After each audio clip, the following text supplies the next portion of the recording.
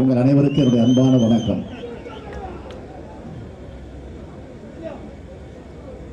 தேரா மன்னா செய்வது உடையோன் என்று பாண்டியன் அரசவையில நியாயம் கேட்ட கற்புக்கரசி கண்ணகியை நாம் ஒரு காலம் மறந்துட முடியாது. அதேபோல் நீதி தவறிவிட்டோமே என்று கருதிய பாண்டிய மன்னன் எழுப்பிய வேதனை குமுறலையும் நாம் ஒருபோதும் மறந்துவிட முடியாது.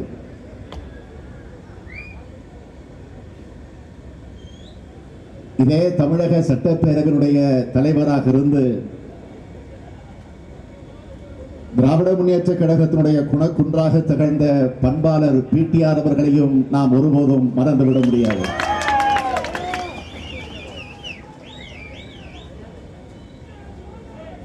பேரவை தலைவர் என்றால் எப்படி இருக்க வேண்டும் என்பதற்கு இன்றைக்கும் ஒரு எடுத்துக்காட்டாக, ஒரு அடையாளமாக விளங்கிக் கொண்டிருக்கக்கூடியவர் பண்பாளர் பிடிஆர் அவர்கள்.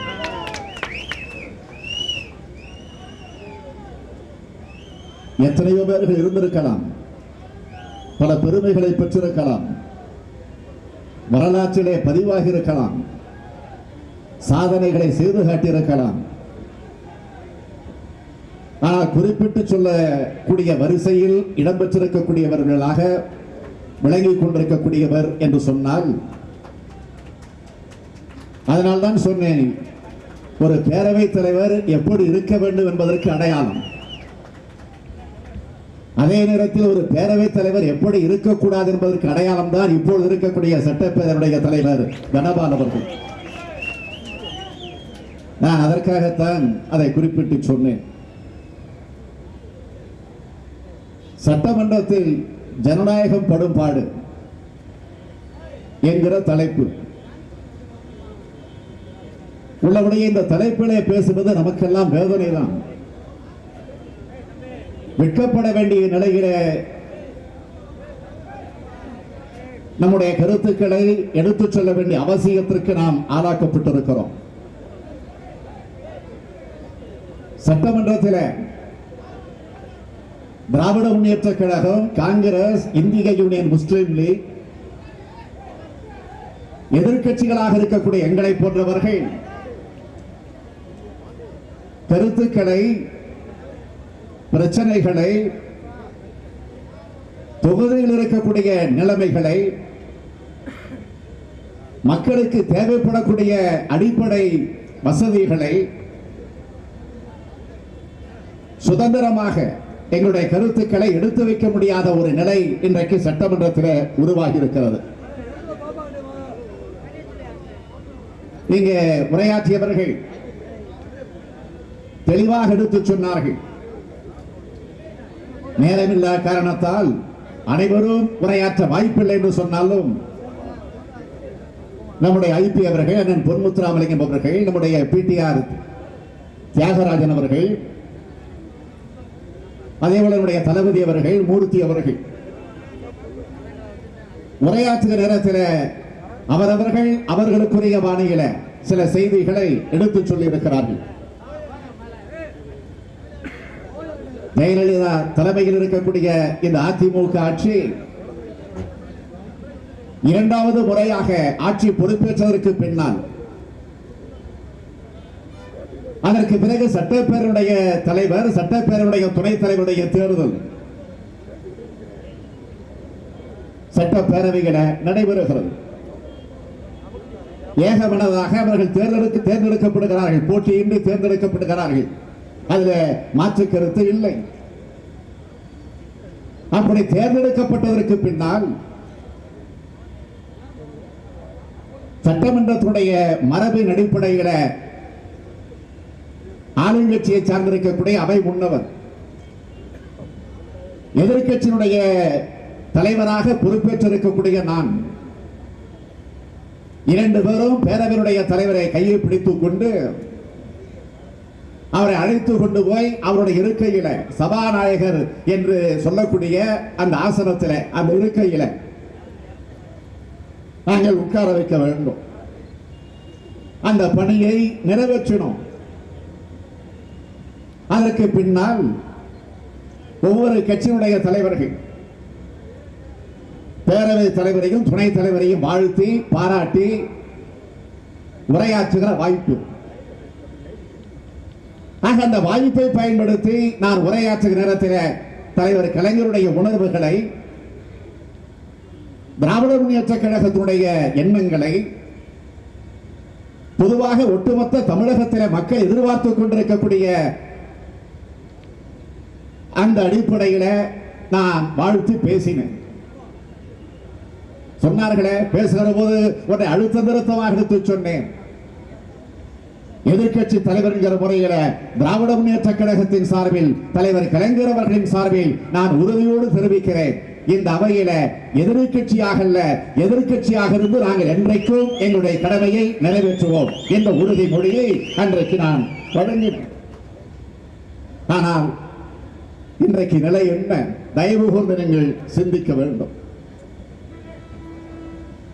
இந்த கூட்டத்தினுடைய தலைப்பு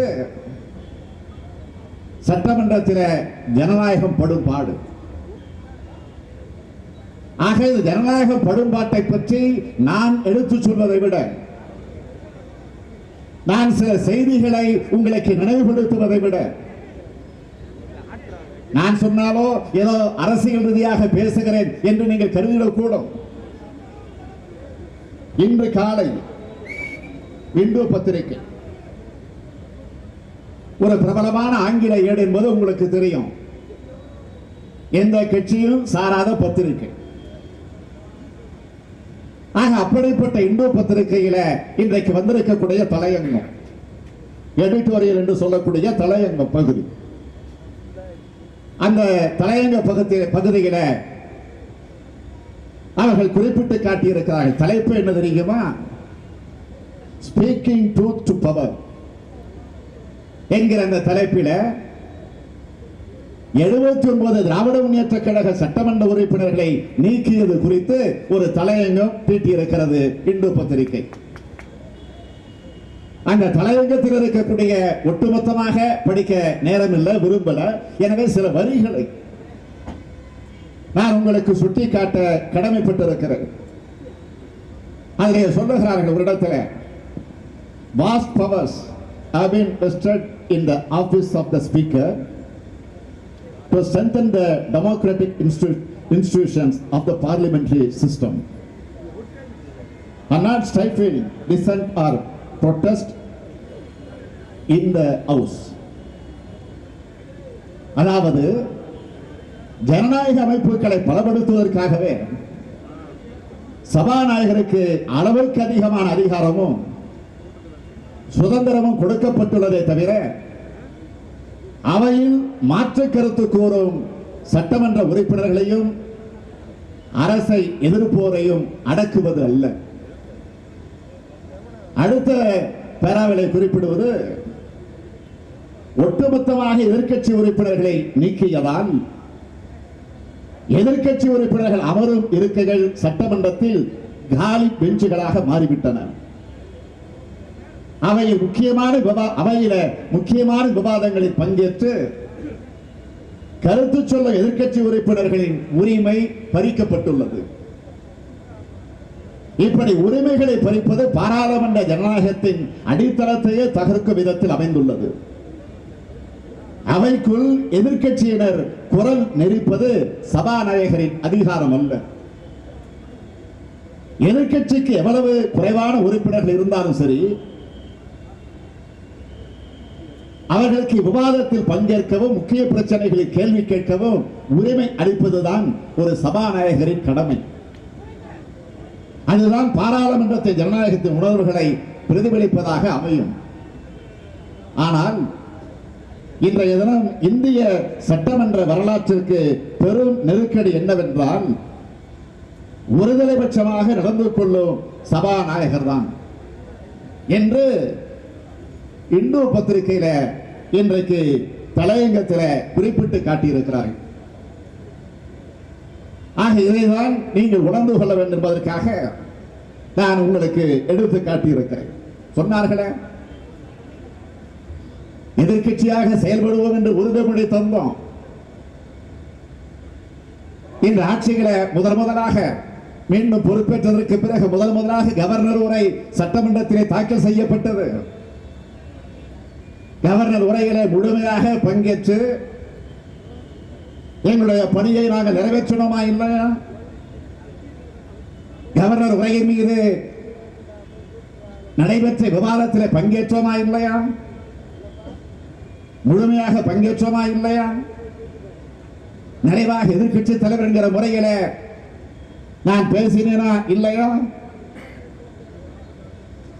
அதற்கு பிறகு ஒரு 10 நாள் இடைவெளி விட்டு அதற்கு பிறகு நிதிநிலை அறிக்கை சட்டமன்றத்திலே தாக்கல் செய்யப்படுகிறது.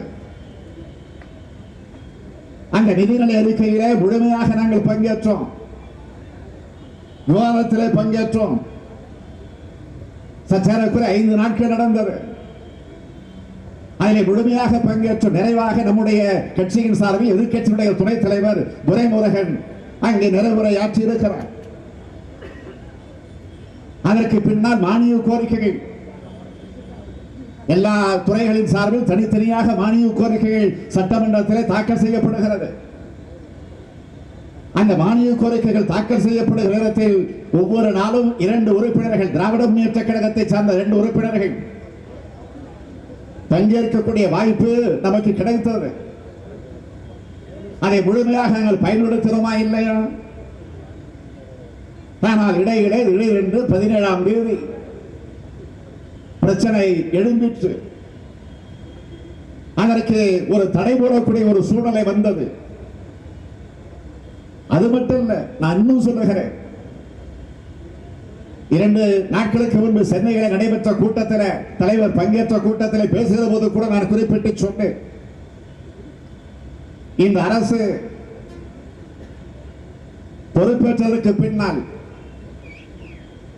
என்னென்ன பிரச்சனைகள் நாங்கள் எடுத்துச் சொல்ல வேண்டும்? விவசாயிகள் பிரச்சனையா, நெசவாளர்கள் பிரச்சனையா, அரசு ஊழியர்கள் பிரச்சனையா, ஆசிரியர்கள் பிரச்சனையா, இளைஞர்கள் பிரச்சனையா, அதேபோல மாணவர்களுடைய பிரச்சனைகளா?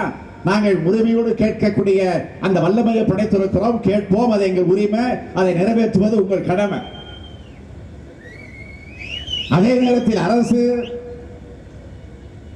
இந்த நாட்டிற்கு, இந்த இனத்திற்கு, இந்த சமுதாயத்திற்கு ஏதேனும் திட்டங்களை கொண்டு வருகிற போது அதற்கு நாங்கள் பக்கபலமாக இருப்போம் என்ற அடிப்படையிலே தான் திடீரென்று ஒரு நாள் நாங்கள் அவைக்கு வந்ததற்கு பிறகு எங்கள் மேஜையில் வைக்கப்பட்டிருந்த ஒரு தீர்மானத்தை பார்க்கிறோம். அரசு கொண்டு வர போகிறது என்கிற ஒரு தீர்மானம். முதலமைச்சர் அம்மையார் ஜெயலலிதா அவர்களே இந்த தீர்மானத்தை முன்மொழிய போகிறார் என்ற நிலையில எங்கள் மேஜையில் வைக்கப்பட்டிருக்கிறது. உள்ளே வந்ததற்கு பிறகு அதை படித்து பார்த்ததற்கு பிறகு நானும் நம்முடைய உறுப்பினர்களும் நம்முடைய துணைத் தலைவர்கள் கலந்து பேசி அதற்கு பிறகு நம்முடைய தலைவர் அவர்களோடு தொடர்பு கொண்டு நாங்கள் அவைக்கு வந்ததற்கு பிறகு மேதைகளை பார்த்தோம். ஒரு தீர்மானம், என்ன தீர்மானம் என்று கேட்டால், சென்னை உயர்நீதிமன்றம், அந்த சென்னை உயர்நீதிமன்றத்தினுடைய பெயரை மாற்றி தமிழ்நாடு உயர்நீதிமன்றம் என்று பெயர் சூட்டிட வேண்டும் என்ற தீர்மானத்தை அரசே கொண்டு வருகிறது. முதலமைச்சரை முன்மொழிகிறார். என்ன செய்வது என்று தலைவரிடத்திலே கேட்ட நேரத்தில் உடனடியாக அவர்கள் இடத்தில் என்ன சொன்னார் தெரியுமா?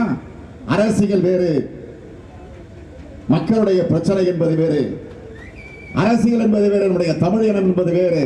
எனவே இதை நீங்கள் எந்த காரணத்தை கொண்டும் அரசியலாக்கிடக் கூடாது. இதே தமிழ்நாட்டிற்கு தமிழ்நாடு என்று பெயர் சூட்டுவதற்காக அறிஞர் அண்ணா அவர்கள் எவ்வளவு பாடுபட்டு இருக்கிறார்கள்.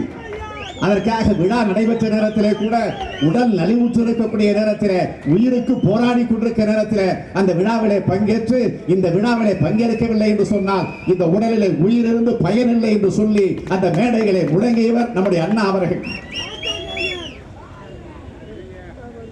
எனவே அதை நீங்கள் வரவேற்று பேசிட வேண்டும் என்று உத்தரவு எங்களுக்கு வருகிறது. நம்முடைய துணைத் தலைவர் துரைமுருகன் அவர்கள் அதை வரவேற்று வாழ்த்தி பாராட்டி தமிழுக்காக திராவிட முன்னேற்ற கழகம் அறிஞர் அண்ணா தலைமையில, அதை தொடர்ந்து நம்முடைய தலைவர் கலைஞர் அவர்கள் தலைமையில ஆச்சரிக்கக்கூடிய பணிகளை எல்லாம் நினைவுபடுத்தி இதை வரவேற்கிறோம் என்று சொல்லி தன்னுடைய கருத்தினை அந்த அவையில பதிவு செய்திருக்கிறார். ஆக எதற்காக இதை சொல்லுகிறேன்? சட்டமன்றத்தில் மக்களுடைய பிரச்சனைகள், இந்த நாட்டினுடைய பிரச்சனைகள், நம்முடைய தொகுதியில் இருக்கக்கூடிய பிரச்சனைகள், எதற்கு முக்கியத்துவம் தர வேண்டுமோ அதற்கெல்லாம் முக்கியத்துவம் தந்து அந்த பணியை தொடர்ந்து நிறைவேற்றிக் கொண்டிருக்கிறோம். ஆனால் நான் கேட்கிறேன், இன்றைக்கு ஆளுங்கட்சியில் இருக்கக்கூடிய அதிமுக, அங்க இருக்கக்கூடிய சட்டமன்ற உறுப்பினர்கள், அங்க இருக்கக்கூடிய அமைச்சர்கள் வேண்டும் என்று திட்டமிட்டு நாங்கள் அவைகளை முழுமையாக இருந்து பணியாற்றினால் அவர்கள் கேட்கிற கேள்விகளுக்கு எங்களால் பதில் சொல்ல முடியல. அதுவும் 89 பேர் திமுக கழகத்தை சார்ந்தவர்கள், 8 பேர் காங்கிரஸ் கட்சியை சார்ந்தவர்கள், ஒருவர் இந்திய யூனியன் முஸ்லிம் லீக் இயக்கத்தை சார்ந்தவர். ஆக இவர் அத்தனை பேரும் இருந்து பிரச்சனைகளை கிளப்புகிற போது நாம் அதிலிருந்து தப்பிக்க முடியல. ஆக மக்களிடத்தில் நம்முடைய வண்டவாளம் தண்டவாளத்திற்கு போகிறது. ஆகவே வேண்டும் என்று திட்டமிட்டு எங்களை கோபப்படுத்திட வேண்டும், எங்களுக்கு ஒரு ஆத்திரம் வந்துட வேண்டும் என்ற நிலையில் அவர்கள் அவ்வப்போது சில வார்த்தைகளை எடுத்து சொல்லுகிறார்கள். இன்னும் கூட நான் வெளிப்படையாக சொல்ல விரும்புவது, சட்டமன்றத்தில் அரை மணி நேரம் 1 மணி நேரம் தடைபடுகிறது, எந்த பணிகளை நிறைவேற்ற முடியாத நிலையில அவை முடக்கப்படுகிறது என்ற ஒரு சூழ்நிலை 2 முறை வந்திருக்கிறது, இல்லை என்று மறுக்கல. ஆனால் என்ன காரணத்திற்காக வருகிறது? ஏதாவது இந்த அரசின் மீது, இந்த ஆட்சியின் மீது, இந்த அமைச்சர்கள் மீது தனிப்பட்ட முறைகளை பேசியா, அந்த ஆளுங்கட்சியை ஏதாவது தனிப்பட்ட முறைகளை ஊழல் என்றோ லஞ்சம் என்றோ என்று எடுத்து சொல்லி அந்த நிலையிலே வந்திருக்கிறதா? அதுவும் கிடையாது. என்ன நிலையிலே வந்திருக்கிறது என்று சொன்னால், சட்டமன்ற அவை குறிப்பில சில சொற்கள் இடம்பெறக்கூடாது, அது அவை குறிப்பிலிருந்து நீக்கிட வேண்டும், இல்லை என்றால் அந்த அவை குறிப்பில சேர்த்திட வேண்டும். இது போன்ற பிரச்சனைகள் தான் இந்த ஆட்சியில தொடர்ந்து இப்பொழுது வந்து கொண்டிருக்கிறது. உதாரணத்திற்கு சொல்ல வேண்டும் என்று சொன்னால், செம்மல அதிமுகவில சட்டமன்ற உறுப்பினராக இருக்கிறார், ஏற்கனவே அமைச்சராக இருந்திருக்கிறார், நாடாளுமன்றத்தில் உறுப்பினராக இருந்திருக்கிறார். அவர் பேசுகிற போது கூட முதலில் அவர் தான் கவர்னர் உரையை தொடங்கி வைத்து பேசினார். விவாதத்தில் தொடங்கி வச்சு பேசியவர் அவர் தான். ஏற்கனவே சட்டப்பேரவையுடைய தலைவருடைய தேர்தலை தற்காலிக சபாநாயகராக இருந்து நடத்தியவர், சீனியர். அவர் பார்லிமெண்ட்ல பேச சொல்றார். பார்லிமெண்ட்ல பேசுறப்ப இது வரைக்கும் குறுக்கீடு இல்லாம நான் பேசி இருக்கிறேன், என் வார்த்தை இது வரைக்கும் பார்லிமெண்ட்ல நீக்கியதே கிடையாது என்று பேசினார். அப்படியெல்லாம் பேசிவிட்டு பேசுகிற போது சொல்லுகிறார், நம்முடைய தலைவர் கலைஞர் அவர்களை இழுத்து முரண்பாட்டினுடைய மொத்த உருவம் என்று சொல்லுவதை கேட்டுட்டு நாங்கள் எல்லாம் சோற்றால் அடித்த பிண்டங்களை போல அங்கே உட்கார்ந்து இருக்க வேண்டும் என்று இன்றைக்கு அதிமுக நினைக்கிறதா? நான் கேட்கிறேன். ஆகவே எதிர்த்தோம், அவை குறிப்பிலிருந்து நீக்கிட வேண்டும் என்று குரல் எழுப்பினோம். அதேபோல செம்மொழி மாநாட்டை எடுத்தார்கள், அந்த மாநாட்டை விமர்சித்து பேசினார்கள். ஆக செம்மொழி மாநாடாக இல்லை, குடும்ப விழாவாக தலைவர் கலைஞருடைய குடும்பத்தினர் இருக்கக்கூடியவருடைய பெயர்களை எல்லாம் சொல்லி அங்கே பேசிய நேரத்தில் அங்கே அவை குறிப்பிலிருந்து நீக்கிட வேண்டும் என்று நாங்கள் குறிப்பிட்டு சொன்னோம். என்ன தவறு? அது மட்டும் ஒரு அதிமுகவுடைய சட்டமன்ற உறுப்பினர் ஒருவர் பேசுகிற போது 89 வயக்காட்டு பொம்மைகள் என்று சொன்னார். உடனே நாங்கள் எழுந்து அத்தனை பேர் குரல் எழுப்பினோம், நீக்க வேண்டும் என்று. சபாநாயகர் யார் பெயரையும் சொல்லல.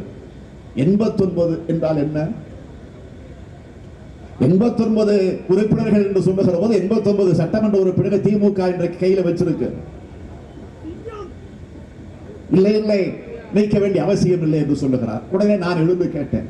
4 முறை 5 முறை எழுந்து போராடி வாதாடி கேட்டு பலன் இல்லை, சபாநாயகர் நீக்கவில்லை என்ற அந்த காரணத்தால் தான் நான் திருப்பி கேட்டேன்.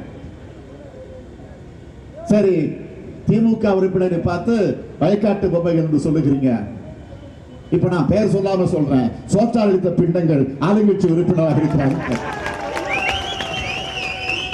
உடனே சபாநாயகர் இருந்தார், நீக்கினார். என்ன நியாயம்? கொத்தடிமைகள் என்று சொன்ன அதிமுக பார்த்து நீங்க கொத்தடிமைகள் சொன்ன பேர் நான் சொல்லலையே, என்ன அதெல்லாம் முடியாது, நீக்கினாங்க. ஆக இப்படித்தான் இன்றைக்கு சட்டமன்றத்தில் அவை குறிப்பிட இருந்து நீக்குவது நீக்கக்கூடாது என்ற நிலையில பிரச்சனைகள் வந்து கொண்டிருக்கிறது, தவிர வேற அல்ல. ஆனால் வேண்டும் என்று சபாநாயகராக இருக்கக்கூடியவர் ஒரு நடுநிலைமையோடு தன்னுடைய பணியை நிறைவேற்றாமல் அவ்வப்போது சட்டமன்றத்தில் அவர் எழுந்து ஏதோ திராவிட முன்னேற்ற கழகத்தை ஏற்படுத்துவதற்காக, பிரச்சனைகளை உருவாக்குவதற்காக, அப்படி உருவாக்கிவிட்டு வெளிநடப்பு செய்ய வேண்டும் என்ற ஒரே நோக்கத்தோடு இந்த அவைக்கு வருகிறார் என்று திட்டமிட்டு வேண்டும் என்ற பலமுறை, ஒரு முறை அல்ல பலமுறை அவைகளை பதிவு செய்கிறார். அவருடைய பேச்ச அவர் செய்யக்கூடிய அந்த பதிவை நீக்க வாய்ப்பில்லை, நீக்க முடியாது. ஆனால் வேண்டும் என்று திமுகவின் மீது ஒரு களங்கத்தை ஏற்படுத்த வேண்டும், எங்களுடைய உறுப்பினர்கள் மீது ஒரு களங்கத்தை ஏற்படுத்த வேண்டும் என்ற அந்த நிலையிலே தொடர்ந்து அவர் பதிவு செய்து கொண்டிருக்கிறார். நான் அப்பொழுது எழுந்து கேட்டேன், பேரவைத் தலைவர் அவர்களே, நீங்கள் ஒரு தீர்ப்பு தந்தால் அந்த தீர்ப்பை நீங்கள் மாற்றி எழுத வேண்டும் என்று நாங்கள் கட்டாயப்படுத்த முடியாது. கேட்கலாம், கோரிக்கை வைக்கலாம், எடுத்து சொல்லலாம். நான் இன்னும் சொல்லுகிறேன், நீங்கள் தொடர்ந்து ஒவ்வொரு முறையும் சொல்லுவது வேண்டும் என்று திட்டமிட்டு வெளிநடப்பு செய்வதற்காகவே நீங்கள் இங்கே வருகிறீர்கள் என்று இங்கு தொடர்ந்து சொல்லிக் கொண்டிருக்கிறீர்கள். நான் இப்பொழுது சொல்லுகிறேன், வெளிநடப்பு என்பது ஜனநாயகத்தில் இருக்கக்கூடிய ஒரு மரபு. ஒரு பிரச்சனையை சொல்லுகிற போது அரசோ அல்லது அமைச்சர்களோ அல்லது முதலமைச்சரோ சபாநாயகரோ எங்களுக்கு உடன்படவில்லை என்று சொன்னால், அதை ஏற்றுக்கொள்ளவில்லை என்று சொன்னால் அவைகளை உட்கார்ந்து பிரச்சனைகளை எழுப்பக்கூடாது, வெளியிலே சென்று செய்தியாளர்களிடத்தில் சொல்ல வாய்ப்புண்டு. ஆகவே எங்களுடைய கண்டனத்தை தெரிவிக்கக்கூடிய வகையிலே வெளிநடப்பு செய்வது என்பது தொடர்ந்து இருந்து கொண்டிருக்கக்கூடிய ஒரு மரபு. ஆக அந்த நிலையில் தான் நாங்கள் வெளிநடப்பு செய்கிறோமே தவிர திட்டமிட்டு வரல. வெளிநடப்பு செய்துவிட்டு நாங்கள் என்றைக்கு வீட்டுக்கு போயிடல, திரும்பி உள்ளே வந்து உட்கார்ந்து எங்கள் பணியை நிறைவேற்றுகிறோமா இல்லையா? இன்னும் சொல்லுகிறேன், சில நேரங்களில் பேரவை 10 மணிக்கு தொடங்குகிற பேரவை மதிய உணவு இடைவேளைக்கு கூட இடைவேளை விடாமல் மாலை 4 மணி 5 மணி 6 மணிக்கெல்லாம் நின்று முடிந்திருக்கிறது. ஒவ்வொரு முறையும் நாங்கள் முழுமையாக இருந்தோமா இல்லையா? சொல்லிட்டு சொன்ன, நீங்க விடிய விடிய நடத்தினாலும் நாங்கள் உட்கார்ந்து இந்த அவைகளை பிரச்சனைகளை எழுப்புவோம், பேசுவோம். அதையும் தாண்டி சொன்ன, நம்முடைய இதய தெய்வமாக விளங்கிக் கொண்டிருக்கக்கூடிய அண்ணா மீது ஆணையிட்டு சொல்லுகிறேன், நாங்கள் அந்த நிலையில தான் இந்த அவைக்கு வருகிறோம் என்று தெளிவாக எடுத்து சொன்னேன். அது மட்டும் இல்ல, நமக்கு நாமே என்ற ஒரு பிரச்சனை வந்துச்சு 17ஆம் தேதி ஆகஸ்ட் 17. நமக்கு நாமே பற்றி நான் அதிகம் சொல்ல வேண்டிய அவசியம் இல்லை. இன்னைக்கு ஸ்டாலின்னா நமக்கு நாமே, நமக்கு நாமே ஸ்டாலின் அப்படின்னு வந்துருச்சு. அதுல நமக்கு எனக்கு ஒரு பெருமை.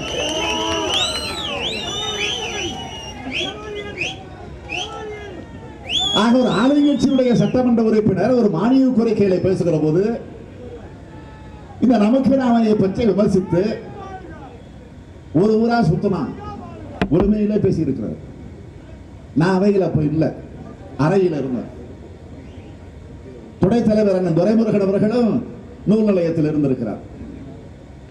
ஒரு குறிப்பிட்ட சிலர் தான் அவையில் இருந்திருக்கிறார்கள். அப்போது நம்முடைய உறுப்பினர் அத்தனை பேரும் எழுந்து எதிர்ப்பு குரல் கொடுத்திருக்கிறார்கள்.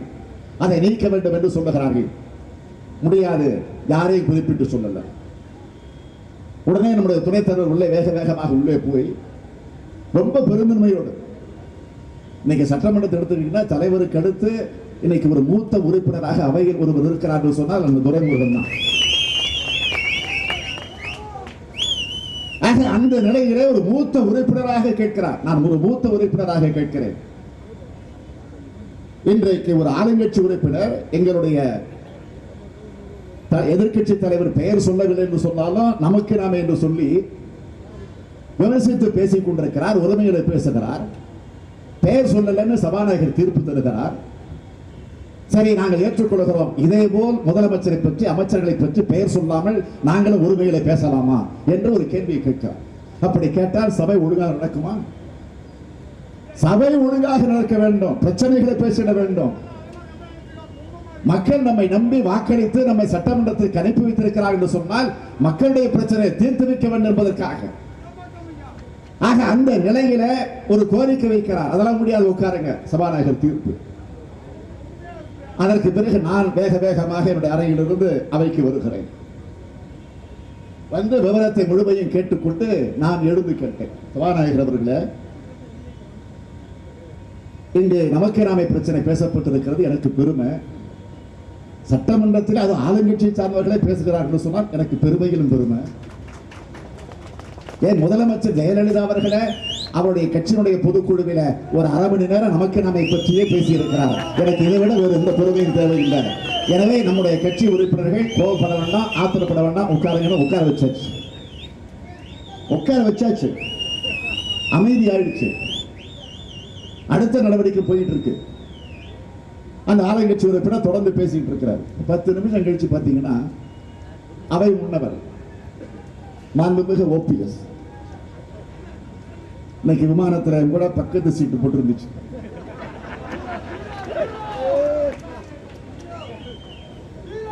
அத அந்த ஐபி சொன்னார், நல்லா இருக்கட்டும். ஆக அவர் சட்டமன்ற செயலாளரை பக்கத்தில் கூப்பிட்டு காதில் ஏதோ சொல்லுகிறார்.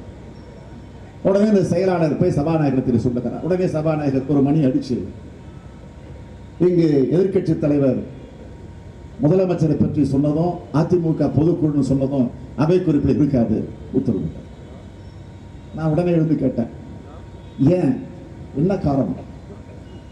அப்படி என்றால் அதிமுக உறுப்பினர் நமக்கு நாமே பேசுறது எடுத்துருங்க. இது இருந்தா அது இருக்கட்டும், அது இருந்தா இது இருக்கட்டும், இது இல்லைன்னா அது இருக்க வேண்டாம் சொன்னேன். இது என்ன தவறு?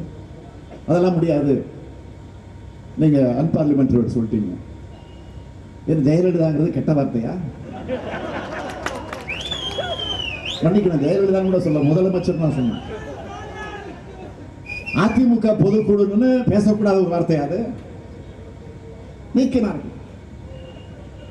ஆக அதற்கு பிறகுதான் நம்முடைய உறுப்பினர்கள் அத்தனை பேரும் எழுந்து குரல் எழுப்பினார்கள். ஜனநாயக முறைப்படி பலமுறை சட்டப்பேரவைகளை சில உறுப்பினர்கள் இடத்தை விட்டு கூட வெளியில் வந்து வேற இடத்துல வந்து நின்று கொண்டு முழங்குவது நடந்திருக்கு, நான் மறுக்கல. ஆனால் அன்றைக்கு அவரவர்கள் அவர்களுடைய இடத்தில் இருக்கிறாங்க. உறுப்பினர்கள் கோரிக்கை வைப்பதில் யாரும் தடுக்க முடியாது. ஆக திடீரென்று உடனடியாக ஒரு பேப்பர் எடுத்தார், படிச்சிட்டார் சபாநாயகர். என்ன படிச்சார்னா ஒரே வரிதான், திமுக உறுப்பினர் அத்தனை பேரையும் வெளியேற்றுகிறேன். வெளியேற்ற வேண்டும் என்று சொன்னால் ஒரு முறை எச்சரிக்கணும், 2வது முறை எச்சரிக்கணும், 2 முறை எச்சரித்த பிறகுதான் 3வது முறை வெளியேற்றணும். இதான் மரபுபடி நடந்துட்டு இருக்கு. எடுத்த எடுப்பிலே வெளியேற்றும். காவலர்கள் உள்ளே வந்துட்டாங்க, தயாரா இருந்திருக்கிறாங்க. எப்போதுமே 30 பேர் 35 பேர் தான் காவலர்கள் இருப்பாங்க இந்த வெள்ளை உடை போட்டுக்கிட்டு. அன்னைக்கு பார்த்தீங்கன்னா ஒரு 200 பேர் 250 பேர் உள்ள வந்தாச்சு. வந்ததை என்னையும் நம்ம துணைத் தலைவரையும் சூழ்ந்துக்கிட்டாங்க, எல்லா உறுப்பினரையும் சூழ்ந்தாச்சு. வாங்கன்னு பவ்யமா கூப்பிடுறாரு அந்த காவலர். நான் வர முடியாதுன்னு உட்கார்ந்துட்டோம். உட்கார்ந்ததற்கு பிறகு நாங்கள் தூக்கி கொண்டு போக வேண்டியிருக்கும்னு சொன்னாங்க. தாராளமாக தூக்குங்க. அடுத்த நிமிஷம் தூக்கிட்டாங்க. நான் ரொம்ப வெயிட் கிடையாது, ரொம்ப சுலபமா தூக்கிட்டாங்க. அண்ணன் துரைமுருகனை தூக்க முடியுமா? தூக்கி வெளில வந்தாச்சு, வராண்டா வந்தாச்சு. வராண்டா வந்ததற்கு பிறகு தூக்கிய காவலத்தில் சொல்றாங்க. அப்ப கூட நம்முடைய உறுப்பினர்கள் ஆத்திரம் வந்துருச்சு, என்ன தூக்கிட்டாங்கன்னு சொன்ன. அவங்க காவலர்கள், ஆட்சியினுடைய உத்தரவுக்கு அடிபணிகிற காவலர்கள், அவங்க கடமை அவங்க செய்யறாங்க, யாரும் கோபப்படாதீர்கள் என்று நான் பொறுமையாக இருங்கன்னு சொன்னேன். பொறுமையாக இருந்தார்கள். நான் காவலத்தில் சொன்னேன், தூக்கிட்டு போய் பிரஸ் இருக்கிறத கொண்டு போய் என்ன விடணும், பாதியில விட்டீங்க திருப்பி வந்துருவாங்க. அதுக்கு பயந்துட்டே தூக்கிட்டு போனாங்க சொல்லிட்டு அதில் தூக்கிட்டு வர ஒரு காவலர் என் காது கிட்ட சொன்னார், என் வாழ்நாளே கிடைச்ச பாக்கி இதுதான் அப்படின்னு சொன்னார்.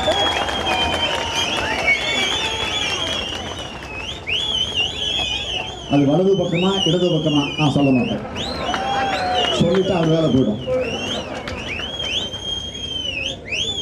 நினைச்சு பாரு,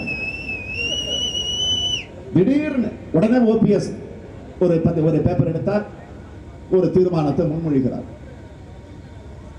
நம்முடைய சகோதரர் தியாகராஜன் சொன்னது மாதிரி பெயரெல்லாம் சொல்லல, எண்ணிக்கையை சொல்லி வெளியேற்றம், எண்ணிக்கையை சொல்லி ஒரு வாரம் சஸ்பெண்ட். தீர்மானம் நிறைவேற்றப்பட்டது. தயவு செய்து நீங்க நினைச்சு பார்க்கணும், இன்னைக்கு இந்து பத்திரிகை மட்டும் இல்ல, வார இதழ் ஆனந்த விகடன் பத்திரிகை கையில் இருக்கு, படிச்சிருப்பீங்கன்னு நினைக்கிற ஓரளவுக்கு.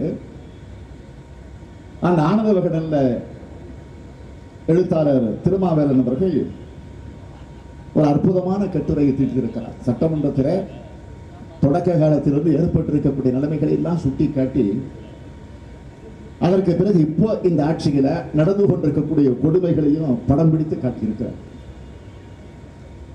நான் சொல்வதை விட இந்து பத்திரிகை ஆனந்த விகடன் பத்திரிகையில் இருக்கக்கூடிய அந்த செய்திகளை ஆதாரமாக வச்சு சொன்னா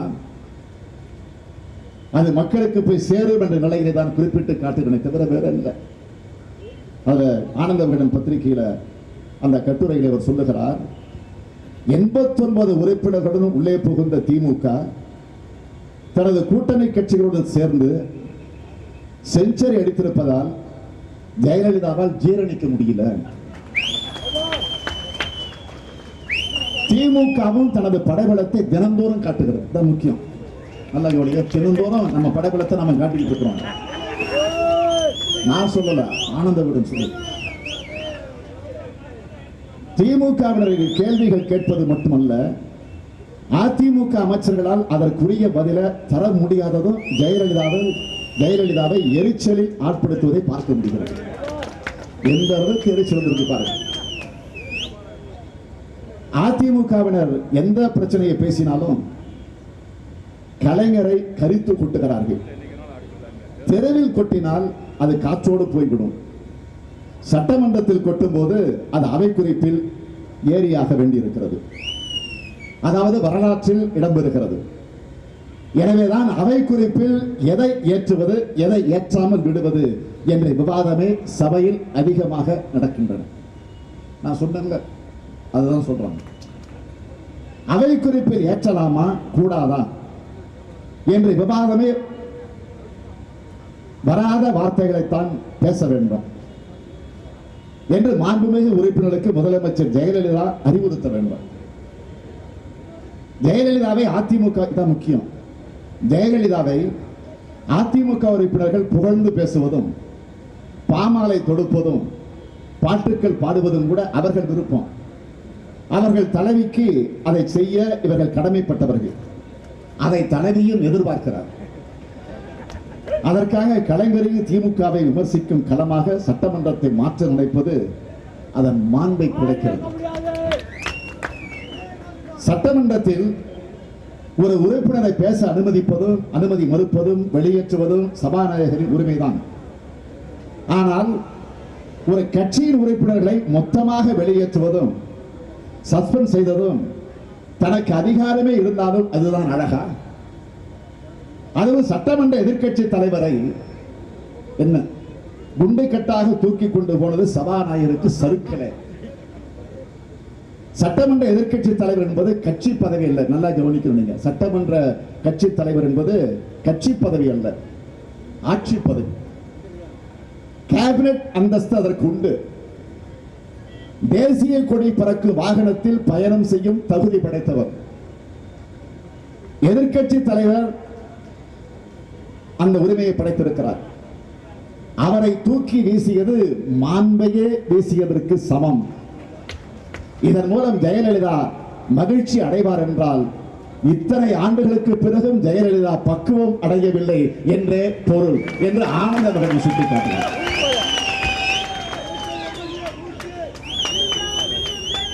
கடைசியா சொல்றாங்க, ரொம்ப முக்கியம்.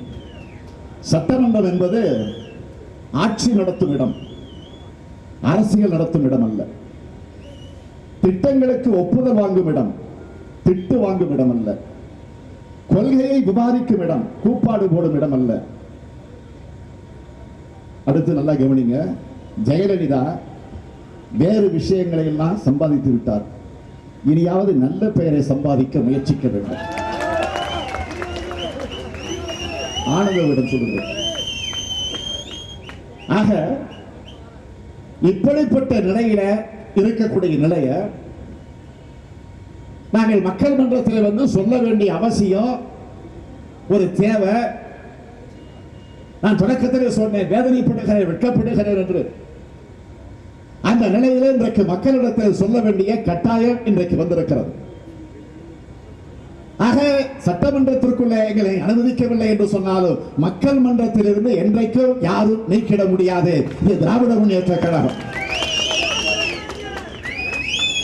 ஒரே காரணம், திட்டம், சதி. நான் தொடர்ந்து சொல்லுகிறேன்.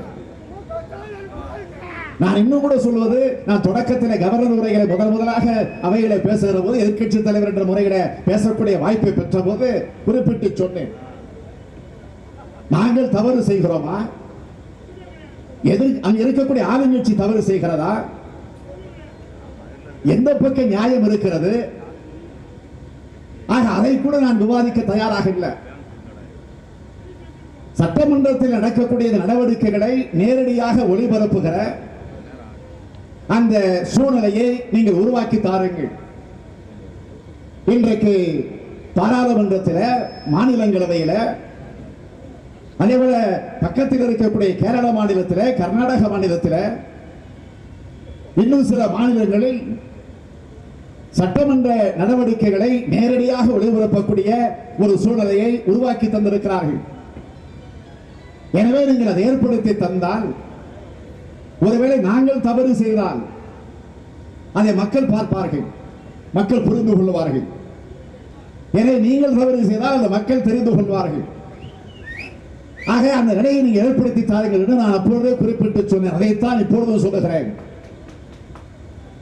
நம்முடைய சட்டமன்ற தேர்தல் நடந்த நேரத்தில் நம்முடைய தேர்தல் அறிக்கைகளை மிக தெளிவாக குறிப்பிட்டு காட்டியிருக்கிறோம். திமுக ஆட்சிக்கு வந்தால், நாங்கள் ஆட்சிக்கு வந்தால் சட்டமன்ற நடவடிக்கைகளை நேரடியாக ஒளிபரப்புவோம் என்று தேர்தல் அறிக்கையில கலைஞர் எடுத்து சொன்னாரா இல்லையா? அதை ஏன் நிறைவேற்றுவதற்கு இந்த அரசு முன்வரவில்லை என்று தொடர்ந்து கேட்கிறோம். காவல்துறை மானியம், ஒவ்வொரு மானிய கோரிக்கை மீது நம்முடைய உறுப்பினர்கள் எழுந்து சில கேள்விகளை கேட்கிறார்கள். ஆனந்தவர்கள் குறிப்பிட்டது போல சில அமைச்சர்கள் பதில் சொல்ல முடியாமல் விழிக்கிறார்கள். ஆக இந்த நிலை முதலமைச்சராக இருக்கக்கூடிய ஜெயலலிதாவுக்கு ஏற்பட்டு விடக்கூடாது. அவருடைய காவல்துறை மானியம் 22ஆம் தேதி வருகிறது. சம்பவம் நடந்தது 17ஆம் தேதி. ஆக 22ஆம் தேதி அவருடைய மானிய கோரிக்கை வருகிற போது யாராவது எழுந்து ஒரு கேள்வி கேட்டுவிட்டால் பதில் சொல்வது என்பது அப்புறம் அவர்களுக்கு அதிகாரிகள் இருக்கிறார்கள், உடனடியாக விளக்கம் சொல்லி எழுதி அனுப்புவார்கள், அது படிக்க போகிறார், அது வேறு. ஆனால் அதை ஒரு அவமானமாக அவர் கருதுகிறார். தன்னை எதிர்த்து யாரும் கேள்வி கேட்கக்கூடாது என்ற நிலையில ஒரு ஆணவத்தோடு, ஒரு சர்வாதிகார தன்மையோடு அதற்காக ஒரு திட்டம் தீட்டி, ஆக இவர்களை எப்படி கோபப்படுத்தி வெளியேற்றுவது, அப்படியே அவர்கள் வெளிநடப்பு செய்தாலும் உடனடியாக உள்ளே வந்து விடுகிறார்கள்.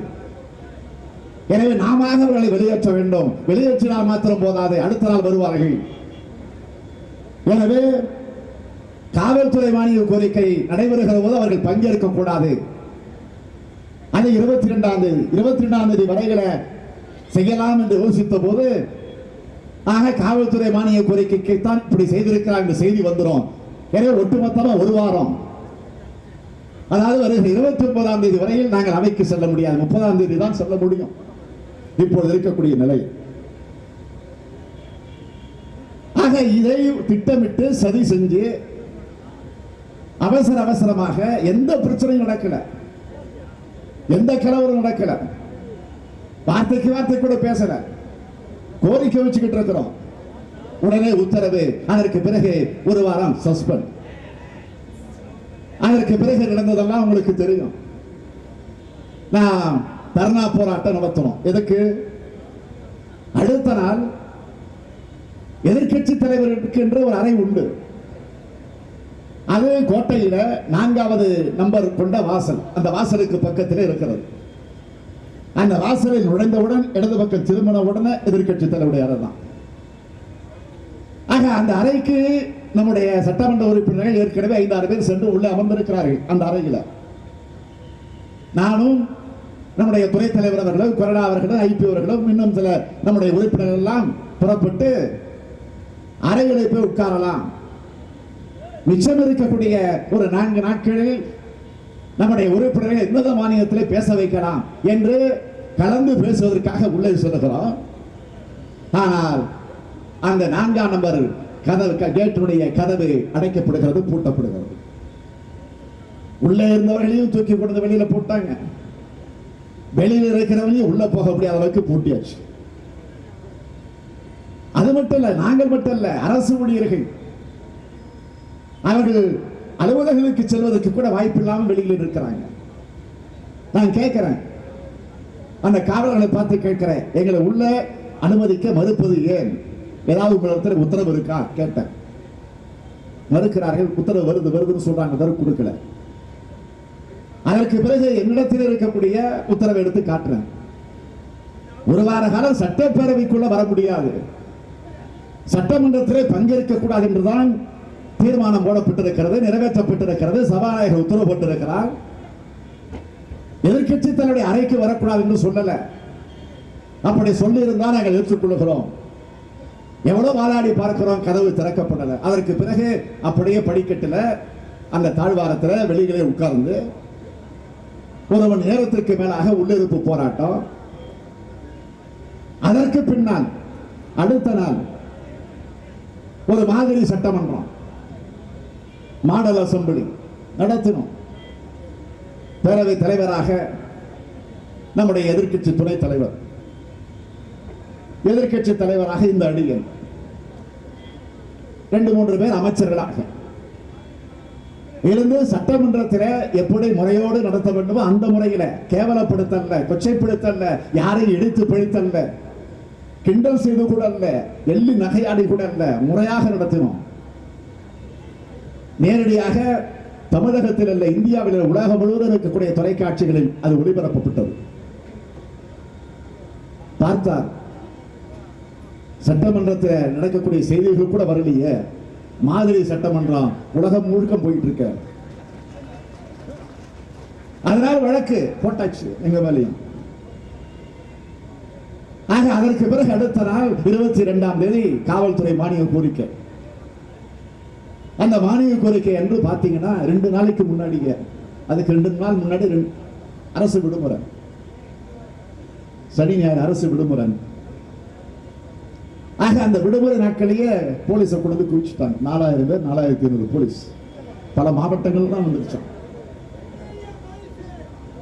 ஆக காவல்துறை மானிய கோரிக்கை அன்னைக்கு பார்த்தீங்கன்னா யாரும் உள்ள நுழைஞ்சிட முடியாது. எமர்ஜென்சியோட நெருக்கடி காலத்தை விட கொடுமை.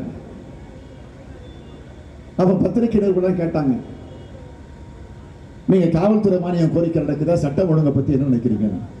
கோட்டையிலே சட்டம் ஒழுங்கு இல்லை, அதனாலதான் 5000 போலீஸ் வந்து நிக்கிறாங்க அப்படின்னு சொன்னாங்க. மானிய கோரிக்கை தாக்கல் செய்கிற முதலமைச்சர் ஜெயலலிதா தாக்கல் செய்கிற அன்னைக்கு சட்டம் ஒழுங்கு இல்லை என்பதை மக்களுக்கு எடுத்து சொல்ல அவரே அடையாளம் காட்டி இருக்கிறார். இதை விட ஒரு சாட்சி தேவையா கேட்ட காவல்துறை மானிய கோரிக்கைய எதிர்க்கட்சியே என்று ஒன்று இல்லாம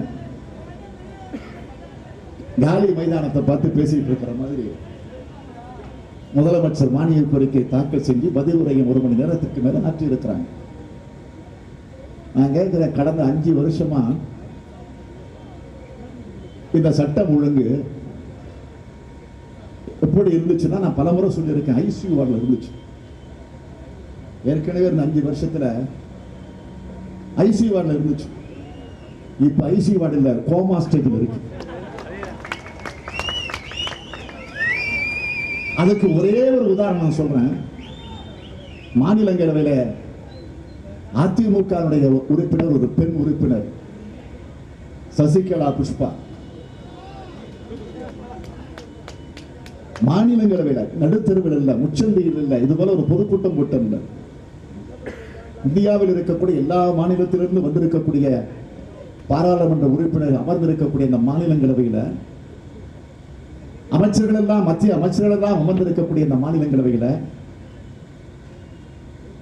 அந்த மாநிலங்களவையை வழிநடத்தக்கூடிய அந்த தலைவர் அமர்ந்திருக்கக்கூடிய அந்த மாநிலங்களவையில் அதிமுகவை சார்ந்த ஒரு பெண் உறுப்பினர் சசிகலா புஷ்பா பேசுகிறார். என்ன பேசுகிறார்? முதலமைச்சராக இருக்கக்கூடிய அம்மா ஜெயலலிதா, பாராளுமன்றத்துடைய துணைத் தலைவராக இருக்கக்கூடிய தம்பிதுரை அவர்கள் போயஸ் தோட்டத்திலே என்னை கொண்டு போய் அம்மையாருக்கு முன்னாலே, சசிகலாவுக்கு முன்னாலே நிற்க வைத்து அடித்தார்கள் என்று சொல்லலையா? நான் கேட்கிறேன், அது சொன்னது உண்மையோ பொய்யோ அந்த பிரச்சனைக்கு கூட சொல்ல விரும்பல. இதுவரையில ஜெயலலிதா அதை மறுத்து ஒரு அறிக்கை வெளியிட்டது உண்டா? நான் கேட்கிறேன். சரி, அவர் வெளியிட வேண்டாம், அந்த கட்சியின் சார்பில் ஏதாவது மறுப்பு வெளியிடப்பட்டிருக்கா? இதுவரை இல்லையே. இதை விட சட்டம் ஒழுங்கு கேவலமான நிலையில் இருப்பதற்கு இதை விட ஒரு சாட்சி தேவையா? ஒரு முதலமைச்சரை சட்டம் ஒழுங்கை பாதுகாக்க வேண்டிய காவல்துறையை கையில் வைத்திருக்கக்கூடிய ஒரு முதலமைச்சர் ஜெயலலிதா அவரே அடித்திருக்கிறார் என்று ஒரு எம்பி, ஒரு பெண் எம்பி, நேற்றைக்கு ஒரு செய்தி வருகிறது. இப்படி பேசிய காரணத்தால் அவர் மீது பல அவதூறு வழக்குகள், பல குற்றச்சாட்டுகள் நீதிமன்றத்தில் தாக்கல் செய்யப்படுகிறது. அதனால் அது கைது செய்யப்படலாம். அதற்காக முன்னெச்சரிக்கை நடவடிக்கையாக அவர் முன்ஜாமீன் கேட்டு நீதிமன்றத்தில் மனு செய்கிறார். உயர்நீதிமன்றம் வர, உச்ச நீதிமன்றம் வர போயிருக்கிறார். என்ன சொல்லுகிறார்? நான் எதற்கு கவலைப்பட மாட்டேன், எனக்கு எம்பி பதவி கொடுத்தது அம்மா அல்ல, எனக்கு எம்பி பதவி கொடுத்தது ஆண்டவன் என்று சொல்லுகிறார். செய்தி வந்திருக்கு எனக்கு. இதை விட கேவலம் வேண்டுமா? இதை விட சட்டம் ஒழுங்கு இந்த ஆட்சியில எந்த அளவிற்கு இருக்கிறது வேற அடையாளத்தை நான் காட்டிட வேண்டுமா? இன்னும் சொல்லுகிறார், அவருடைய மானிய கோரிக்கை கொள்கை விளக்க குறிப்பில அவரே கையொப்பமிட்டு வெளியிட்டு இருக்கக்கூடிய அந்த புத்தகத்தில் புள்ளி விவரங்களை சொல்லுகிறார். சட்டம் ஒழுங்கை பற்றி 2013 2015 ஆண்டில் 277 கூட்டு கொள்ளைகள், 5918 கொள்ளைகள், 35115 திருட்டுக்கள் நடந்திருக்கிறது என்று அவருடைய ஜெயலலிதாவுடைய மானிய கோரிக்கை, காவல்துறையுடைய மானிய கோரிக்கை, அந்த மானிய கோரிக்கையுடைய கொள்கை விளக்க குறிப்பு அந்த புத்தகத்தில் குறிப்பிடப்பட்டிருக்கிறது. இந்த தொகுதியினுடைய அமைச்சரை பற்றி நம்முடைய ஐபி குறிப்பிட்டார, செல்லூர் ராஜ்,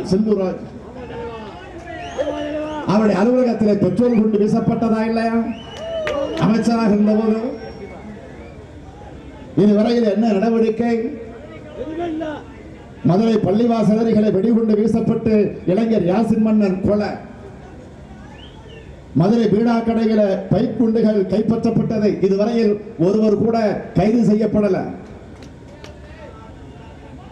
முதலமைச்சர் ஜெயலலிதா தந்திருக்கக்கூடிய புள்ளி விவரத்தில் இந்த கடந்த 3 ஆண்டுகளில் 5400 கொலைகள் நடந்திருக்கக்கூடிய இந்த நிலையில தமிழகம் அமைதியாக இருக்கிறது, அமைதி பூங்காவாக இருக்கிறது என்று ஜெயலலிதா வாய் கூசாமல் எதிர்கட்சியே முன்னே அமர்ந்திருக்கக்கூடிய நிலையில இல்லாமல் அவைகளை இன்றைக்கு பேசுகிறார் என்று சொன்னால் நான் கேட்கிறேன், நெல்லுக்கு உரிய விலை கொடுக்கல என்று மதுரையில தமிழகம் முழுவதும் இருக்கக்கூடிய விவசாயிகள் இன்றைக்கு நெல்லை இன்றைக்கு தெருவிலே கூட்டி போராட்டம் நடத்துகிறார்களா இல்லையா? மாவட்ட ஆட்சித்தலைவர் குறை இருக்கக்கூடிய நாளை நடத்துகிற போது இந்த சம்பவம் இதே மதுரையில் நடந்ததா இல்லையா? கோவில்களில் சிதறக்கூடிய தேங்காயை நாம் பார்த்திருக்கிறோம். ஆனால் இன்றைக்கு சோழவன் தான் வாடிப்பட்டி பகுதியில தேங்காய் உடைச்சு போராட்டம் நடத்துற குடும்பம் வந்திருக்கிறீங்க நாட்டில். இதை பற்றி எல்லாம் இங்க இருக்கக்கூடிய தமிழகத்துடைய முதலமைச்சருக்கு தெரியாமல் கூட இருக்கலாம். ஏன் இங்க இருக்கக்கூடிய அமைச்சருக்கு தெரியாதா? இதுவரை அவர் அழைத்து பேசுகிற முயற்சிகளை ஈடுபட்டது உண்டா? 100 நாள் வேலை திட்டம் சேடப்பட்டி பகுதிகளை மக்கள் கொதித்தெழுந்து போராடி கொண்டிருக்கிறார்கள். இப்ப இந்த அதிமுக ஆட்சியில பாலை கொட்டி போராட்டம், நெல்லை கட்டி போராட்டம், தேங்காய் உடைச்சி போராட்டம் என்று எங்கு பார்த்தாலும் போராட்டம் நடந்து கொண்டிருக்கிறது. ஆனால் அவர் வாய் கூசாமல் பேசுகிறார். மக்களால் நான், மக்களுக்காக நான் என்று பேசுகிற அந்த அருகதை இன்றைக்கு ஜெயலலிதாவுக்கு உண்டா? நான் கேட்கிறேன். காவல்துறை சுதந்திரமாக செயல்படுகிறது என்று பேசுகிற முதலமைச்சரை பார்த்து, இந்த ஆட்சியை பார்த்து நான் கேட்கிறேன். நேற்று நான் சென்னையிலிருந்து புறப்பட்டு விமானத்தில் வந்து மதுரை விமான நிலையத்தில் இறங்கி அதற்கு பிறகு நான் தங்கக்கூடிய அந்த ஹோட்டலுக்கு போய் கொண்டிருக்கிற போது என்னுடைய வாட்ஸ்அப்பில், என்னுடைய செல்போனில் வாட்ஸ்அப்பில் ஒரு செய்தி. என்ன செய்தின்னு கேட்டீங்கன்னா, வாட்ஸ்அப்பில் மட்டும் இல்லை, முகநூல்லையும் வந்து, ஃபேஸ்புக்கில் வந்துச்சு. மதுரையில கஞ்சா பறிமுதல். அது மதுரையில் மட்டும் இல்ல, தமிழ்நாடு முழுவதும் பரவிச்சு அந்த செய்தி. மதுரைக்கு பக்கத்தில் இருக்கக்கூடிய உசிலம்பட்டி தொகுதியில ஒருவருடைய வீட்டில் கஞ்சா பதுக்கி வச்சிருந்ததாக செய்தி கிடைச்சு ஆதாரத்தோடு போய் பிடிச்சிருக்கிறாங்க. 3 கிலோ கஞ்சா பிடிக்கப்பட்டிருக்கு. அந்த நபர் கைது செய்யப்பட்டிருக்கிறார். ஆனா கைது செய்யப்பட்ட அந்த நபரை நீதிபதிக்கு முன்னால் கொண்டு நிறுத்தினாங்களா? இல்ல. அவரை சிறையில் அடைக்கக்கூடிய முயற்சிகளை, அவர் மீது வழக்கு போடக்கூடிய முயற்சிகளை இந்த காவல்துறை ஈடுபட்டுச்சா? இல்ல. அவரை விட்டுட்டு அவருடைய பெயரை கொண்ட இன்னொரு போய் பிடிச்சிருக்கிறாங்க. அவரை பிடிச்சிட்டு நடுவழியிலே விட்டுட்டு அதற்கு பிறகு ஒரு ரிப்போர்ட் கொடுத்திருக்கிறாங்க. கஞ்சாவை ரோட்ல போட்டுட்டு ஓடிட்டான், தப்பிச்சுட்டான். ஆக அவரையும் உண்மையாக பிடிக்க வேண்டியவரையும் பிடிக்காம அவரையும் விட்டுட்டு, அதற்கு பதிலாக நாடகம் நடத்துவதற்காக ஒருவர் பிடிச்சு அவரையும் விட்டுட்டு ஒரு நாடகம் நடத்திருக்கப்பட்டிருக்கிறோம். அதுக்கு என்ன காரணம் கேட்டீங்கன்னா, வேற ஒண்ணும் இல்லை. அந்த கஞ்சா வீட்டில் இருந்து பறிமுதல் பண்ணாங்க பாருங்க, 3 கிலோ கஞ்சா. அது ஒரு அதிமுகவுடைய முக்கிய பிரமுகர் வீடு. எல்லாம் வாட்ஸ்அப்ல இருக்கு. இதற்கெல்லாம் இன்றைக்கு பதில் சொல்ல அவர்களுக்கு வாய்ப்பு இல்லை என்று சொன்னாலும், வரக்கூடிய காலகட்டங்களில் பதில் சொல்ல வேண்டிய காலம் ஜெயலலிதாவுக்கு வரும், இந்த ஆட்சிக்கு வரத்தான் போகிறது. அதை யாரும் மறுத்திட முடியாது. நான் இன்னும் கேட்கிறேன், இங்க தளபதி பேசுகிற போது சொன்னார 110 100 அறிக்கை, 110 100 அறிக்கை. 110 என்பது ஒரு விதிமுறை உண்டு. முதலமைச்சரோ அமைச்சர்களோ மாத்திரம்தான் 110 விதியை பயன்படுத்தி அறிக்கைகளை படிக்கலாம். இதே தமிழகத்தில் கலைஞர் முதலமைச்சராக இருந்திருக்கிறார், எம்ஜிஆர் முதலமைச்சராக இருந்திருக்கிறார், அண்ணா முதலமைச்சராக இருந்திருக்கிறார், பெருந்தலைவர் காமராஜர் முதலமைச்சராக இருந்திருக்கிறார், பக்தவச்சலம் முதலமைச்சராக இருந்திருக்கிறார். இவர்கள் எல்லாம் முதலமைச்சராக இருந்த போது 110 விதியை எப்படி பயன்படுத்தி இருக்கிறார்கள்? அவசர பொது முக்கியத்துவம் வாய்ந்த ஒரு பேருந்து விபத்து, ரயில் விபத்து, ஒரு தீ விபத்து, ஒரு பொதுவான பிரச்சனை, அப்போ சட்டமன்றம் நடந்து கொண்டிருக்கக்கூடிய நேரமாக இருந்தால் அப்பொழுது சட்டமன்றத்தில் அதை பதிவு செய்கிறோம்.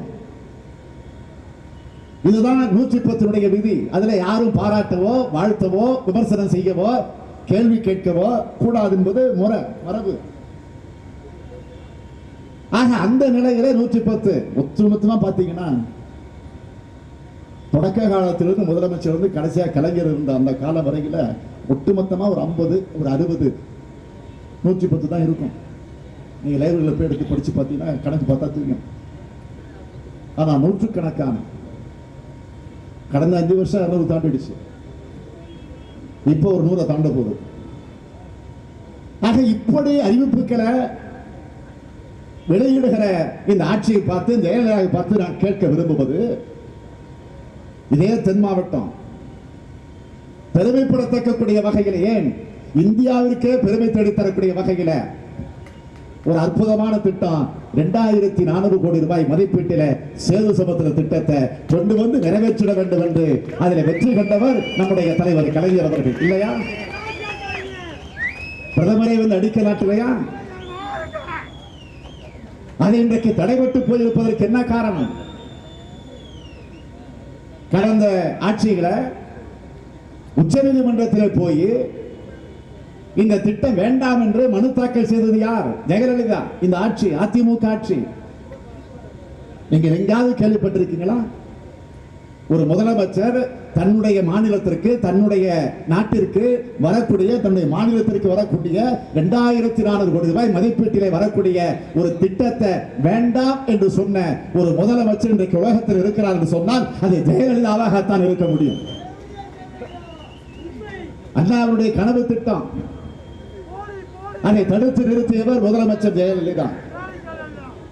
நான் இன்னும் கேட்கிறேன், இதே 110 விதியை பயன்படுத்தி அம்மையார் ஜெயலலிதா அவர்கள் கடந்த 5 வருஷம் ஆட்சியில் இருந்து அறிவித்தது, அமெரிக்காவில சுதந்திர சிலை போல நம்முடைய தமிழ் அன்னைக்கு 100 கோடி ரூபாய் மதிப்பீட்டில் சிலை அமைப்பேன் என்று. நான் ஏதோ மாங்காய் புளித்ததோ வாய் புளித்ததோ என்று பேச விரும்பல, ஆதாரத்தோடு சொல்லுகிறேன். நான் கலைஞருடைய மகன், இதையும் புள்ளி விவரத்தோடு தான் பேசுவேன். 14/5/2013 தேதி சட்டமன்றத்தில் 110 அறிவிப்பு. ஜெயலலிதா அறிவிச்சார் 100 கோடி ரூபாய் மதிப்பீட்டில் தமிழ் அன்னைக்கு சில 3 வருஷம் ஆச்சு அறிவிச்சு. செங்கலாவது வச்சு வேலை தொடங்கி இருக்கோம். ஒரே ஒரு செங்கல். இடத்தை தேர்ந்தெடுத்தாச்சா? மதுரை அருகில தோப்பூர் மற்றும் உச்சம்பட்டிகளை துணை நகரம் அமைக்கப்படும். எப்போ? 4/4/2013 சொன்னீங்க. 1 டன் அறிக்கையில 3 வருஷம் ஆச்சு. மதுரை மாநகரின் போக்குவரத்து தேவைக்காக மோனோ ரயில் திட்டம் கொண்டு வரப்படும். எங்காவது கட்டிக்கிட்டு இருக்கிறாங்களா? ஒருவேளை வீடியோ கான்ஃபரன்ஸ் திறந்து வச்சிருக்க போறாங்க. 6 வருஷம் ஆச்சு, காணும். இதை விட இன்னொரு கொடுமை, ஒட்டுமொத்த இந்த தென் மாவட்ட பகுதியுடைய முன்னேற்றத்திற்காக ஜெயலலிதா அறிவிச்சது மதுரை, ராமநாதபுரம், சிவகங்கை, புதுக்கோட்டை, திண்டுக்கல், விருதுநகர், தூத்துக்குடி, திருநெல்வேலி, கன்னியாகுமரி, இந்த 9 மாவட்டங்கள்ல தொழிற்பூங்கா, இண்டஸ்ட்ரியல் பார்க் கொண்டு வருவன்னு அறிவிச்சது யாரு? சாட்சாத் இப்ப இருக்கக்கூடிய முதலமைச்சர் ஜெயலலிதா தான். எங்கேயாவது ஒரு மாவட்டத்தில் அந்த தொழில் பூங்கா, தொழில்கிற முயற்சிகளை இந்த ஆட்சி ஈடுபட்டு இருக்காங்க. மதுரை தூத்துக்குடி இண்டஸ்ட்ரியல் காரிடர் 1 கோடி 2 கோடி அல்ல, 40,000 கோடி ரூபாய் மதிப்பீட்டில். எவ்வளவு? 40,000 கோடி செலவில் அந்த திட்டம் நிறைவேற்றப்படுகிற போது 1,90,000 கோடி ரூபாய் மூலதனம் வரும். 18 லட்சம் பேருக்கு வேலை வாய்ப்பு கிடைக்கும் என்று இந்த அறிவிப்புகளை எல்லாம் அறிவிச்சு 110 முதலமைச்சர் ஜெயலலிதா அறிவிச்சார. எங்க? வைகை ஆற்ற மேம்படுத்தவும் நடவடிக்கை இல்லை. ஏற்கனவே திமுக ஆட்சியில் இருந்தப்போ காவிரி கூட்டு குடிநீர் திட்டத்தை கொண்டு வருவதற்கான முயற்சிகளை நாம் ஈடுபட்டு அந்த பணிகள் இன்னமும் இந்த ஆட்சிகளை நிறைவேற்றப்பட முடியாத நிலையில நான் கேட்கிறேன், இந்த தென் மாவட்ட பகுதியுடைய விவசாயிகளுடைய நீர் ஆதாரமாக இருக்கக்கூடிய முல்லை பெரியார் அணை இதுவரைக்கும் ஜெயலலிதா அதுல ஆக்கபூர்வமான நடவடிக்கையில் ஈடுபட்டு இருக்கிறாரா? ஒரு கடிதம், புதிய அணை கட்டுவோம் என்று திரும்ப திரும்ப கேரள அரசு எச்சரித்துக் கொண்டிருக்கிறது. நீதிமன்றம் ஒரு பக்கத்தில் இருந்தாலும் ஒரு பேச்சுவார்த்தை அந்த மாநிலத்தோடு, அந்த மாநிலத்தினுடைய முதலமைச்சரோடு, அந்த மாநிலத்தினுடைய அந்த துறையினுடைய அமைச்சரோடு, அல்லது தமிழகத்தில் இருக்கக்கூடிய சட்டமன்ற கட்சியுடைய தலைவர்களை, அல்லது தமிழகத்தில் இருக்கக்கூடிய பல்வேறு கட்சியுடைய தலைவர்கள் அழைச்சு உட்கார வச்சு கலந்து பேசுகிற அந்த உணர்வு ஏன் முதலமைச்சர் ஜெயலலிதாவுக்கு இதுவரையில் வரல? அதே போலதான காவிரி பிரச்சனை, அதே போல வடமாநில பகுதிகளாக இருக்கக்கூடிய பாலாறு பிரச்சனை, இதுவரையிலே கடிதம் எழுதுவதோடு இன்றைக்கு முதலமைச்சர் பொறுப்பு முடிந்து விட்டது என்று அவர் கருதி கொண்டிருக்கிறார். ஆக இந்த நிலைகளெல்லாம் இன்றைக்கு நாம் அனுபவித்துக் கொண்டிருக்கிறோம், வேதனையிலே சிக்கி தவித்துக் கொண்டிருக்கிறோம். அதே போல இங்கு ஒரு மாநகராட்சி இருக்கிறது, அதுக்கு பேர் தான் மதுரை மாநகராட்சி. அப்படின்னு கேள்விப்பட்டிருப்பீங்கன்னு நினைக்கிறேன். மதுரை மாநகரமே இன்றைக்கு கொசு தொல்லைகளை சிக்கி தவித்துக் கொண்டிருக்கிறது. டெங்கு. நேற்றுக்கு திருவள்ளூர் மாவட்டத்திற்கு சென்றிருந்தேன். இந்த நேரம் நான் திருவள்ளூர் மருத்துவமனையில் இருக்கிறேன். நேற்றுக்கு இது குறித்து ஒரு 10-12 நாட்களுக்கு முன்பு சட்டமன்றத்தில் கவன ஈர்ப்பு தீர்மானம் கொண்டு வந்து திருவள்ளூர் பகுதியில் இருக்கக்கூடிய பிரச்சனைகளை சுட்டி காட்டி இருக்கிறோம். அப்பொழுது அந்த மக்கள் நல்வாழ்வுத்துறை அமைச்சர் எழுந்து என்ன பதில் சொல்லுகிறார்? அம்மா ஆட்சியில் டெங்கே வராது,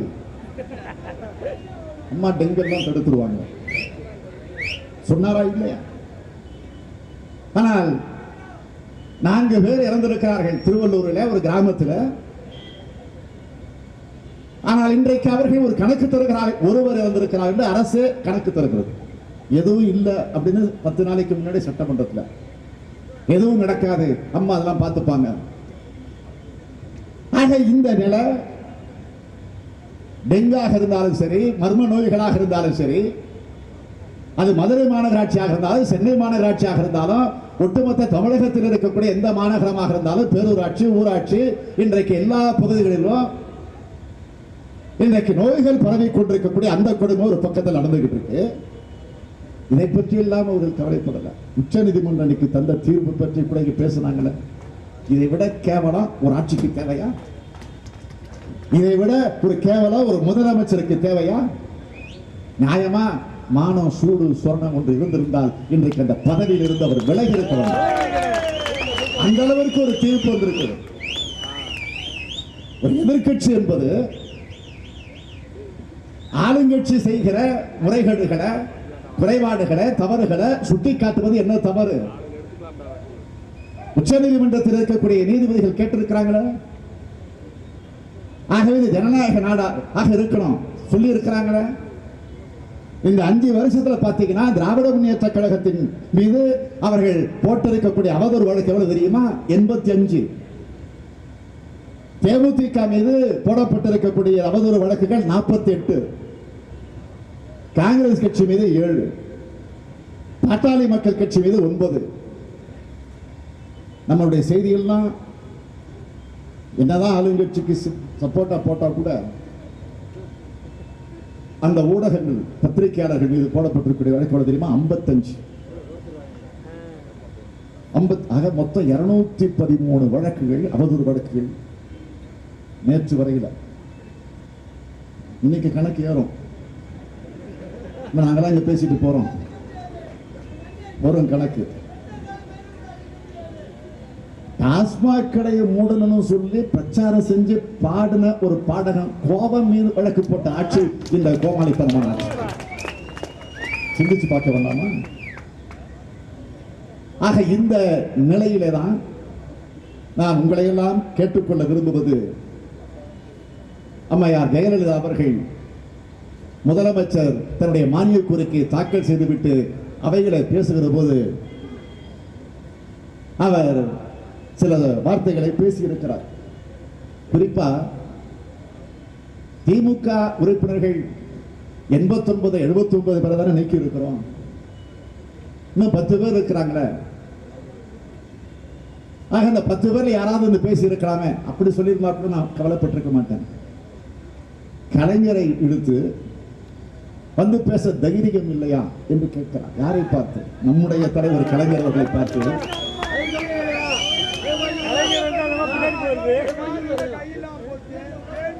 டால்மியாபுரம் என்கிற வட சொல்லை மாற்றி தமிழ் சொல்லாக இருக்கக்கூடிய கள்ளக்குடி பெயர் சூட்ட வேண்டும் என்று ஓடி வரக்கூடிய ரயிலுக்கு முன்னால் தண்டவாளத்தில் தலை வைத்து கொடுத்த நம்முடைய தலைவர் கலைஞரை பார்த்து, ஓடி வந்த இந்தி பெண்ணை கேள்வி தேடி வந்த கோழை உள்ள நாடு அல்லவே என்று போர்ப்புரணி பாடி 14 வயதிலே தமிழ் கொடி ஏந்தி வில் புயல் புலி போய் தன் தமிழ் கொடி ஏந்தி போர்ப்புரணி பாடிய நம்முடைய தலைவர் கலைஞரை பார்த்து எவ்வளவு தைரியம்!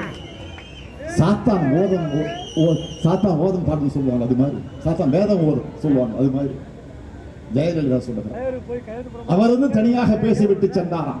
அப்ப திமுக ஆட்சி, கலைஞர் முதலமைச்சர், நாங்கள் அமைச்சர்கள், திமுக அன்றைக்கு ஆளுங்கட்சி ஆக ஜனநாயக முறைப்படி இருந்த காரணத்தால் நீ நிம்மதியாக வந்து பேசிவிட்டு சென்றீர்கள். இன்றைக்கு ஜனநாயகம் இருக்காத நாட்டில.